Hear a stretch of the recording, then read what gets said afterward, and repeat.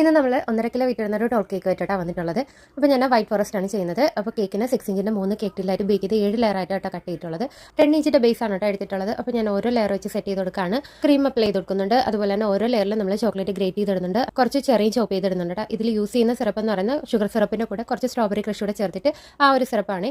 അപ്പോൾ നമ്മളിവിടെ 6 ലെയർ വെച്ചിട്ടുണ്ട്. 7ാമത്തെ ലെയർ വെച്ചിട്ട് ചെയ്ത് ക്രം കോട്ട് ചെയ്തെടുക്കുന്നുണ്ട്. പിന്നെ ഈ കേക്ക് ഒന്ന് ചരിഞ്ഞ് പോകാതിരിക്കാൻ വേണ്ടി ഇതിൻ്റെ സെൻറ്ററിൽ ഒരു സ്ക്വയർ കുത്തി കൊടുക്കുന്നുണ്ട് കേട്ടോ.